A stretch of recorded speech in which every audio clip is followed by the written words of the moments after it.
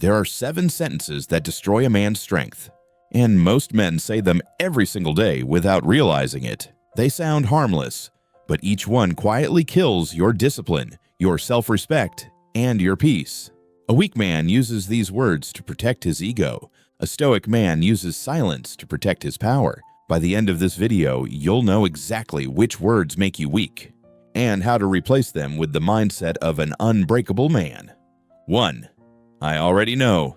This is the sentence of a man who has stopped growing. He hears wisdom, but he doesn't listen. He confuses information with transformation, knowledge with mastery. When he says, I already know, what he truly means is, I don't want to be challenged. The Stoics warned us about this kind of arrogance. Epictetus once said, it is impossible for a man to learn what he thinks he already knows.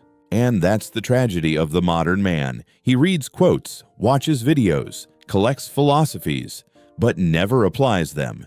He fills his mind, yet his actions remain empty. True strength doesn't come from what you know, it comes from what you live.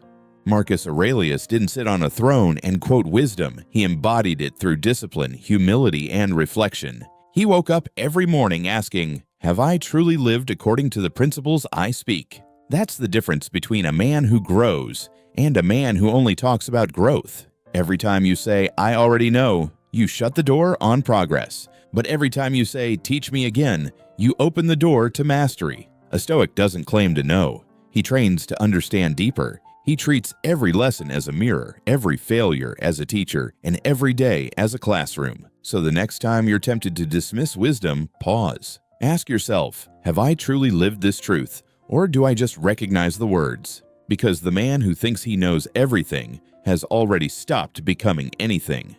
2. It's not my fault. Few words weaken a man faster than these. It's not my fault is the anthem of a powerless life.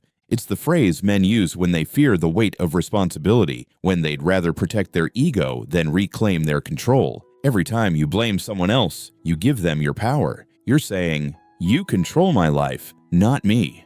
And that's the opposite of Stoicism. The Stoics taught that freedom begins where blame ends. Epictetus, born a slave, never said, it's not my fault. He said, I cannot control what happens, but I can control how I respond. That's the essence of true power. Responsibility is not punishment, it's liberation. When you own your mistakes, your reactions, your decisions, you become the master of your destiny again. The man who blames others stays trapped in the same circle, complaining, waiting, resenting. The man who accepts responsibility breaks the circle. He adapts, he acts, he transforms. Because once you admit, it's on me, your life becomes yours to rebuild. Marcus Aurelius wrote in his Meditations, waste no more time arguing what a good man should be. Be one. That means stop explaining, stop defending, stop pointing fingers. Do what needs to be done. So when life hits you and your mind rushes to say, it's not my fault,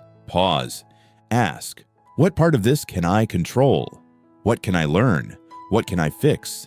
That moment of ownership is where a boy becomes a man. Because real men don't run from fault. They use it as fuel to rise. 3. I don't care what others think. It sounds bold. It sounds free. But most men who say, I don't care what others think, are lying to others and to themselves. Because when you truly don't care, you don't need to say it. You just act. You move with quiet conviction, not rebellion. The louder a man declares he doesn't care, the more he actually does. The Stoics never taught us to ignore people's opinions. They taught us to understand them and not be owned by them. Marcus Aurelius faced constant judgment as an emperor. He didn't rage against it. He wrote, we all love ourselves more than other people, but we care more about their opinion than our own. That's the real paradox. When you live only to impress others, you lose yourself. But when you reject all opinions, you also lose wisdom. The balance lies in discernment, knowing whose judgment is worth listening to. A wise man filters feedback. A weak man reacts to every voice. Silence is the weapon of the self-assured. He listens, he measures, he acts from principle, not from pressure. He doesn't need validation, but he also doesn't close his ears to truth. That's Stoic freedom, not defiance, but inner stillness. So next time you feel the need to shout, I don't care what they think, ask yourself, are you running from their judgment or are you standing above it? A Stoic man doesn't reject the world, he transcends it. He knows that peace isn't found in rebellion, it's found in mastery. And mastery begins when you stop seeking applause and start seeking alignment with what's right, not what's popular. 4. That's just who I am. It sounds harmless, but it's one of the most dangerous sentences a man can say. That's just who I am is what a man says when he's tired of growing. It's a shield, used to defend his flaws instead of facing them. It's the line between who he is and who he could become.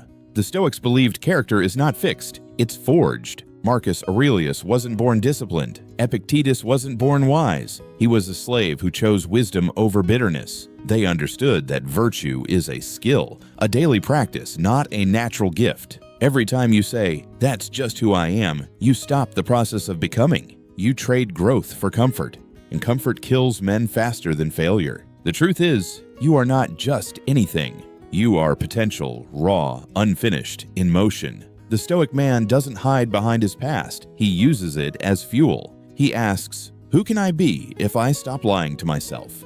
Change is not betrayal of who you are. It's the fulfillment of who you're meant to be. Even a rock changes with time, worn by wind, shaped by pressure. So why should you remain still while everything around you evolves? A real man adapts. He refines his temper, his habits, his beliefs. He breaks himself down so he can rise sharper, steadier, truer. When a weak man says, "That's just who I am," the Stoic smiles and replies, "No, that's who you've chosen to stay." Growth isn't a gift, it's a decision. And every day you refuse to change, you're making one too. 5. I'll do it later. 3 words that quietly destroy men. "I'll do it later" feels harmless, like a small delay, a pause in time. But in truth, it's a slow death, because later is where dreams go to die. The Stoics understood this deeply. They taught that the only time that truly exists is now. Marcus Aurelius wrote, "You could leave life right now. Let that determine what you do and say and think."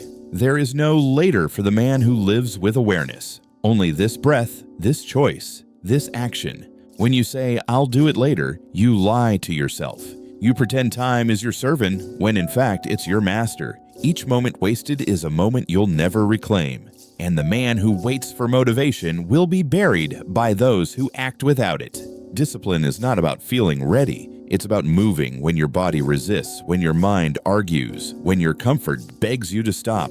The Stoic doesn't wait for the perfect mood. He creates it through motion. Action first. Feeling follows. Every later you whisper adds one more brick to the wall between you and your potential. And one day, that wall becomes a prison. You'll look around and realize your ambitions are still there, unlived, untouched, watching you from the other side. A man who values time acts with urgency. He understands that procrastination isn't laziness, it's arrogance. It's believing you'll still have tomorrow to fix what you neglected today. But Stoic truth cuts through that illusion. Tomorrow is not promised. So the next time you say, "I'll do it later," remember, every moment you delay, someone else is becoming the man you were meant to be. There is only one command that matters to the Stoic heart: do it. Now. 6. No one respects me. A weak man says this with bitterness. A strong man never has to. When a man complains that no one respects him, he unknowingly reveals the truth. He doesn't respect himself. Respect is not given, it's reflected. The world mirrors the standard you hold for yourself. If you tolerate chaos, you invite it. If you betray your word, others will too. If you constantly seek validation, you teach people that your value depends on their approval. The Stoics knew this well. Epictetus said, "First say to yourself what you would be, then do what you have to do." Self-respect is born not from words, but from consistent action. You keep your promises, even when no one's watching. You show up, even when no one claps. You stay disciplined, even when it's boring, lonely, or thankless. That's when something powerful happens. You begin to radiate quiet authority. You no longer demand respect. You command it, not through force, but through integrity. Most men want recognition before they've earned it. They want respect without responsibility. But the Stoic man understands respect is not a reward, it's a natural consequence of living in alignment. So when you catch yourself saying, No one respects me. Don't look outward, look inward. Ask, have I respected my time? Have I respected my word? Have I respected my mind, my body, my purpose? Because when you live with self-respect, people feel it. They might not say it, but they adjust around it. Your silence becomes heavier. Your presence becomes known. The man who respects himself never has to chase respect. He simply embodies it, and the world follows his lead. 7. Life is unfair. The weak man says this with resentment. The strong man nods and keeps moving, because the Stoic knows life was never meant to be fair.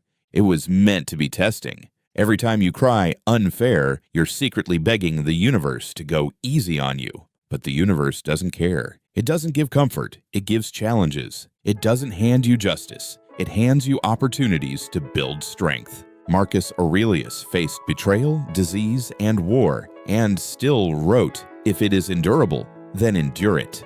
Stop complaining. Seneca lost everything, his wealth, his status, his friends, and said, "Difficulties strengthen the mind, as labor does the body." The Stoic doesn't ask for fairness. He asks for clarity. He asks, what can I control right now? And then he acts with precision, with calm, with power.